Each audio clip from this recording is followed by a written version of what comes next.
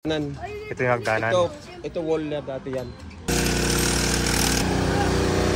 Wala na. Ito ang itsura nung hindi pa na-demolish itong barangay hall. Nakikita nyo ba itong harap na yan? Yan po yung bagong extension. Originally, meron ng naitayong barangay hall dito, pero ang nangyari kasi, dinagdagan pa ito ng extension. So itong nakikita nyo, ito po yung bangketa tapos sa kalsada. Ngayon ito kasi nung sabi ng mga residente na never daw may dumaan dito. Eh marami nga mga motor na dumadaan dito eh. Sila palang makakadaan kasi syempre masigip pa lang. So nung na-demolish na ito, kitang-kita mo na yung lawak. Ito may nag-post nito. Ha? At tignan mo naman. Bukod sa sinakop ng bangketa, hindi pa na kontento. Kinurot pa ito. Grabe. Oh. Bukod sa bangketa, bukod sa bangketa, kinuha pa yung metro. Oh. Diba? Pinakasayang nila yung pera ng taong bayan eh, ha?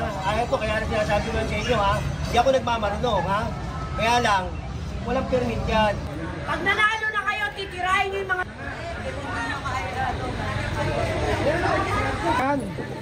Lahat ng barangay, likutin nyo lahat. Wala! Kailang barangay yung pumapasok dyan, ha? Wala kayong pambayad sa private. Ito, walang bayad. Pati gamit, walang bayad. Saka yung sinasabing ginastos dito na gano'n, sino ba nagbigay ng quotation nun? Di ba di PWH? Oh, hindi si congressman. DPWH ang nagpe-presyo niya kung paano. Gobyerno pa rin. Lahat ng nasa gobyerno, sila lahat yun. Mga magtatakbo lang na lang. Haligan yung pet mo eh. Ngayon, kung sasabihin na obstruction, pag yan po natibag, doon po magiging obstruction. Bakit kanyo? Yung mga bata po tayo nagde-daycare. Yung obstruction, papasok po yan, magiging obstruction yan sa mga bata nag-aaral. Eh, paano na po ngayon? To think, sir, yung mga pamangkin ko po, produkto po ng daycare na yan, IT student, dahil po sa libreng edukasyon na inunod ng ating barangay. Mga wala, Siyempre, pag may nakaupo ng bago, hindi na ngayon ilalagay mo dahil magagal. Marami nang nag-aabang dito, di ba giniba tong barangay hall. Ito talaga literally, halos nahati yung kalsada sa tinayong barangay hall. Dito yung papunta sa Samal Street.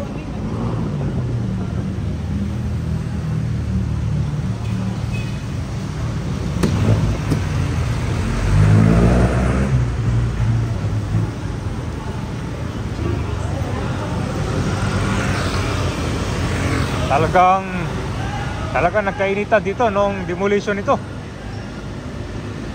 Hindi ka pa naman kabayan na nilagyan pa kasi ng extension, di ba? Ganun katindi.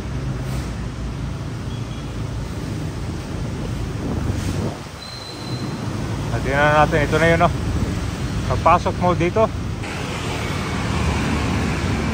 Rizal Avenue. Madadaanan na to ng 4 wheels. Hindi lang mga motor, dati kasi mga motor lang eh. Kitang-kita mo naman dito, oh. Kayang-kaya ng isang sasakyan to, siguro mga one way. Wala na. Nakatayo na sa kalsada. Tinayuan pa siya ng extension. So dito na nagkakon talaga, nagkainitan.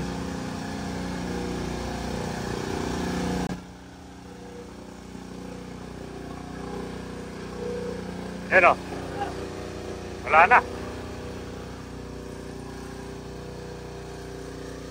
Tumba.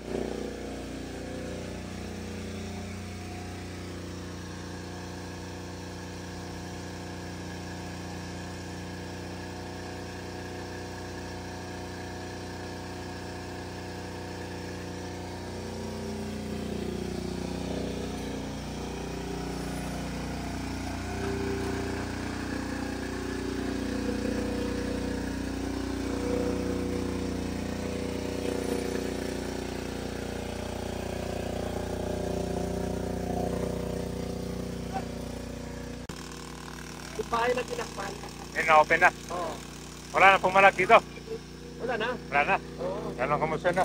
Saan yung barangay hall nila ngayon? Ito na. So yung barangay hall nila ngayon nandito, temporary. Ayan.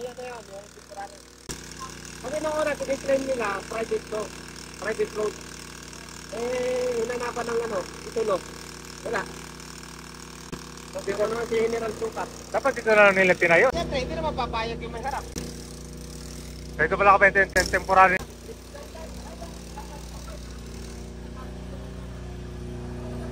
Yan, so naka-tent mo na. Itong mga, ano ba yun, debris na lang. Hagdanan. Ito yung hagdanan. Ito wall na dati yan. Yung poste, alisin ba Hindi ito? mo na inabot yung huling poste, binagsak na. Ngayon pa lang nabagsak. Tapos yung basketball Ito, basketball ring, court. tinanggal na rin. Basketball ring. Pero pa ito, higop na yung ano. Kailangan clear talaga yan. Dito kasi puro mga sasakyan sa kabayan na yan.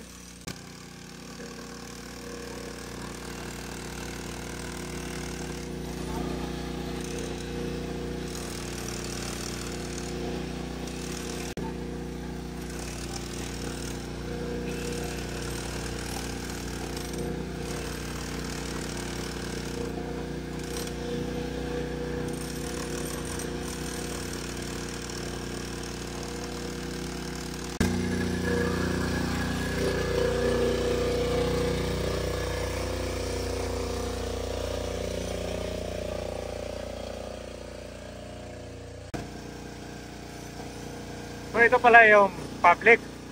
Kasi doon puro private din dyan, sa division. Private din. Opo, napakaluwag po. Ano, maluwag na yung kalsada, tinan mo. So ito yung private na building. Oo.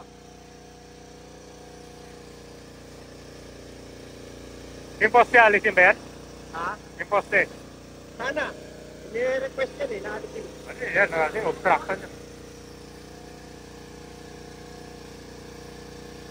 Ayun ka ba niya, yung bangketa, dito magsisimula yan. Dito. So hanggang dyan, yung karugtong.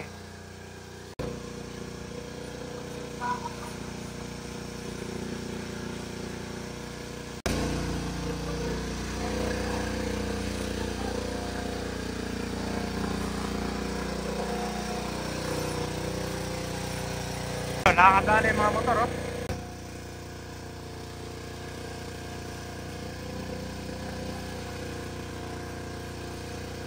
Ito yung hagdan. Ayan ang hagdan. Kapantay nila yan. Ito yung barangay hall na nakatayong una. Oo. Yung sa likod dyan yung extension. Alam na palang obstruction, nilagyan pa ng extension, di ba? Oo. Ayan yung sabi ni Sukat. So ito na po yung ang pagbawi sa kalsada. Abangan nyo pag natapos na ito, i-update natin pag natanggal na ito dito. Saka itong poste. Yung ring, saan nakatayo itong ring kanina? Saan ito nakatayo? Ito. Ayan o. Ayan, nabaklas na rin itong basketball ring.